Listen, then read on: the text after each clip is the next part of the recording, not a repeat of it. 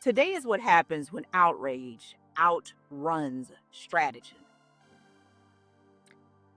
An unattributed flyer was circulated online about a proposed Como Conservation District gathering. The Lake Como Neighborhood Advisory Council responded by stamping that flyer canceled and telling residents to rely on official communications from the NAC for accurate information about meetings, events, and initiatives affecting Lake Como. Then, with very little notice, 2 hours notice, the gathering scheduled for tonight was canceled.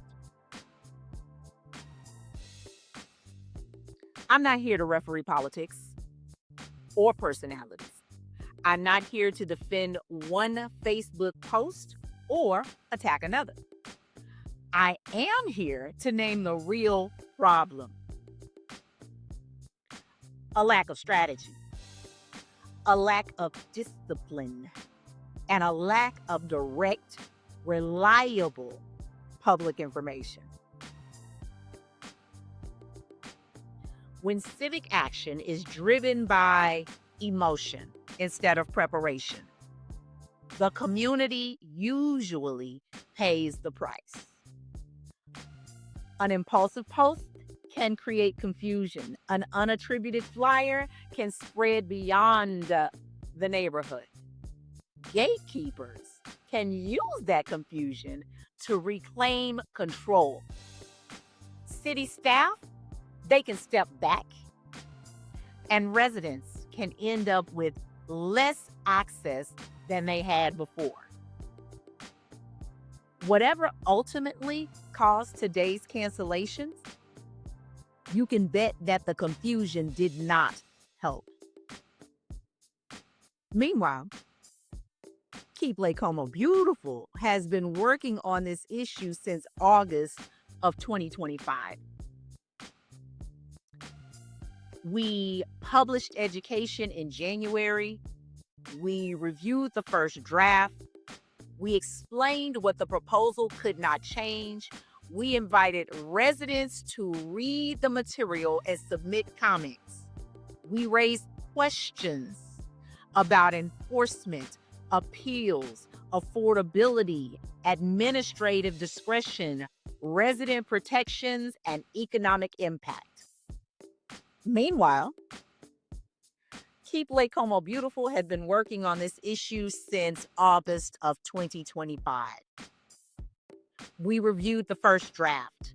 We published resident education. We explained what the proposal could change. We invited residents to read the material and submit comments. We raised questions about enforcement, appeals, affordability, administrative discretion, resident protections, and economic impact. And this morning at 8 a.m., KLCB submitted a 21-page written record to the city of Fort Worth. Now, that document didn't disappear because the gathering was canceled. The questions are still on the record. The contradictions still exist. The city still owes residents answers. The NAC statement tells residents to rely on official communications from the NAC. Let me be clear. The NAC can issue official communications on behalf of the NAC, but the NAC is not the city of Fort Worth. It is not Lake Como's only organization, and it must not become the single doorway through which every resident, homeowner, nonprofit, business, and community stakeholder receives information affecting this neighborhood. City information should come directly from the city. Neighborhood information should be distributed broadly, and no single organization should be allowed to control what Lake Como knows, when Lake Como knows it, or which voices are considered legitimate. That single voice bottleneck is one of the exact concerns KLCB placed into the city record. Based on the document that currently exists, KLCB is not prepared to support this conservation district moving forward. Not because Lake Como's history does not matter. It absolutely matters. But preservation cannot become another barrier to progress in a neighborhood that has already endured redlining, disinvestment, uneven service delivery, and suppressed economic growth. The current document contains conflicting standards about building height, porch depth, window requirements, allowed architectural styles, materials, repairs, additions, garages, administrative adjustments, and appeals. Those are not cosmetic editing problems. Those rules could affect what homeowners are allowed to build, repair, replace, renovate, or finance. On a personal note, this is my home. It is currently one of my largest investments. New homeowners believed in Lake Como enough to place their financial futures here. Long-time homeowners sustained this community through decades when institutions did not. Before new regulations are placed over our property, we deserve legitimate representation. We deserve complete information. We deserve clear standards, and we deserve written answers. So here's what happens next.